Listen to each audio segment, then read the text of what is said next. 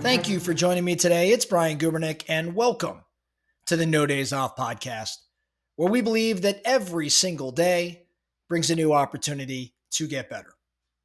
I want you to think about the smartest person that you know.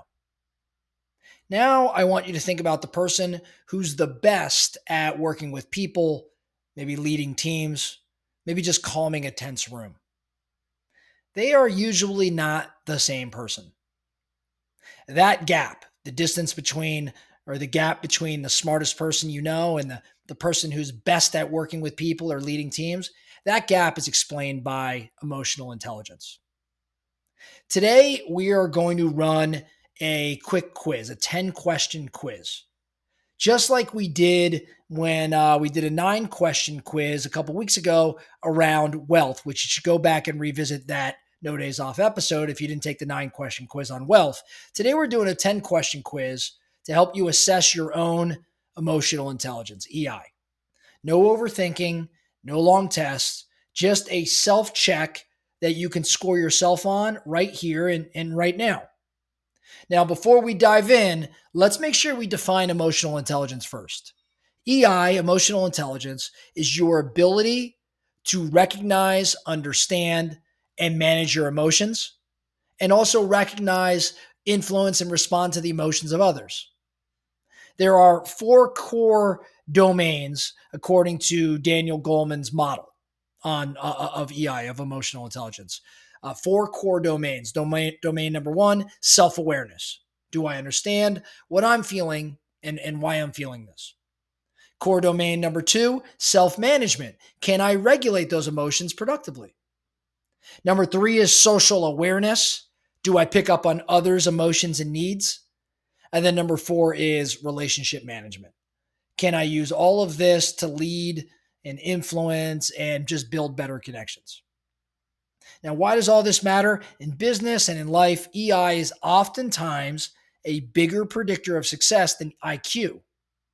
Deals are won, teams are led, conflicts are resolved, not by the smartest person all the time, but by the most emotionally intelligent.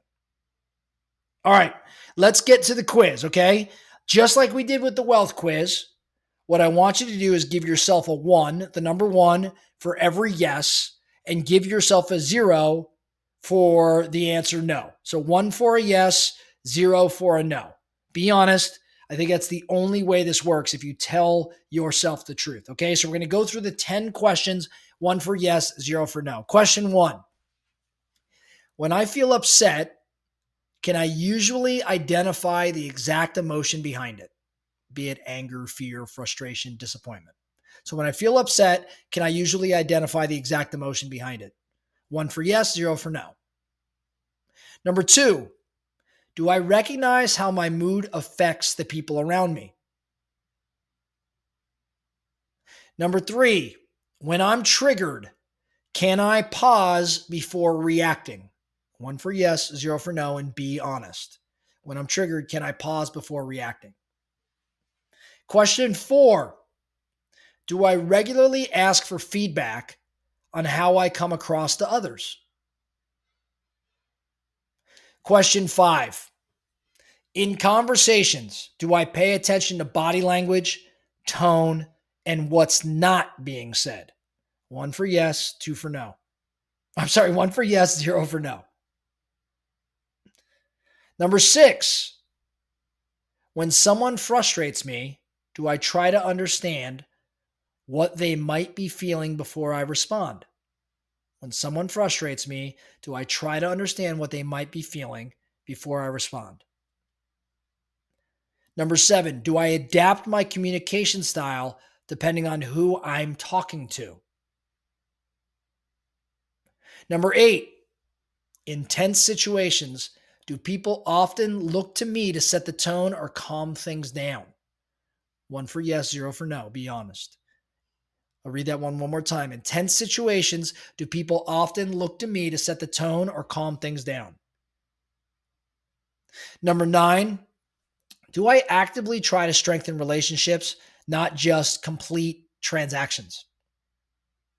Do I actively try to strengthen relationships, not just complete transactions? And then question 10, do I reflect on tough interactions afterward to see what I could have done better? Remember, be honest. Now, you should have a bunch of ones and a bunch of zeros, maybe more ones than zeros, maybe more zeros than ones. Add them all up. Okay, add them all up. If your total score is 0 to 4, call it what it is, you have lower emotional intelligence right now. You may be blind to your emotional patterns and their impact. You have some work to do. Don't feel bad, right? You've got some work to do. If you're a 0 to 4, this is an awareness exercise, so now we can take action. If you scored 5 to 7, so you sum up all your scores, it's 5 to 7. You have moderate emotional intelligence. You're probably aware, but you're inconsistent. There's definitely some room for you to sharpen. If you scored an 8 to 10, 8, 9, or 10, you have high emotional intelligence. You're likely skilled at both self-control and relationship building. There's probably still room for improvement here, though. It's really hard to go 10 out of 10 on this. If you went 10 out of 10, text me. I'd love to know who you are. But even if you're an 8 or a 9, that means there's one or two areas where there's more opportunity. But if you're an 8 to 10, you have a pretty high level of emotional intelligence. Now, I think there's some application and some lessons here just to be thinking around. I think the first is that self-awareness is the foundation to all of this concept of emotional intelligence. If you don't see your own patterns, then you obviously cannot change them. I think the second application and or lesson here is that we probably all have to work on pausing a bit before reacting. The ability to insert even a few seconds of pause is the superpower of those with high emotional intelligence. And then lastly, I would say that other awareness is leverage. Like if you can read the room and adapt, you can lead more effectively.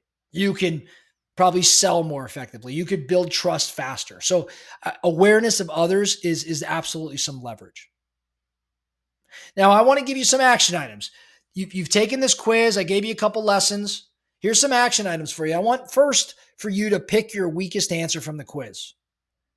That's your starting point. Now, if you have a number of zeros, obviously they're not all equal, right? Like some areas you may be a very, very like blatant zero, haven't even thought about this question before.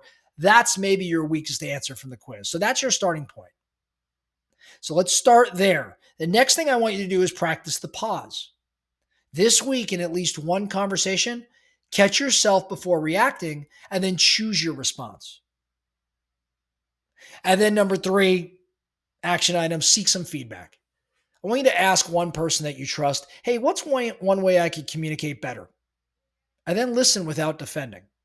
So again, your action items, pick your weakest answer from the quiz. That's your starting point. In other words, go solve for how you're going to get better with that one specific low point on your quiz. Number 2, start practicing the pause a little bit more. Find yourself in one conversation this week and pause before reacting. And then number 3, ask a person you trust, what's one way I could communicate better? And then listen to their response. I think emotional intelligence is the skill behind every great leader, at least every great leader that I've interacted with. I think it's also the skill behind every great salesperson and every great teammate. You don't have to be the smartest in the room, but if you're the most emotionally intelligent, you'll probably be the one who leads it. The quiz tells you kind of where you stand. The action items show you where to go. That's all I have for you today, the No Days Off podcast. Thank you so much for listening. And remember, every single day brings a new opportunity to get better. So let's get after it.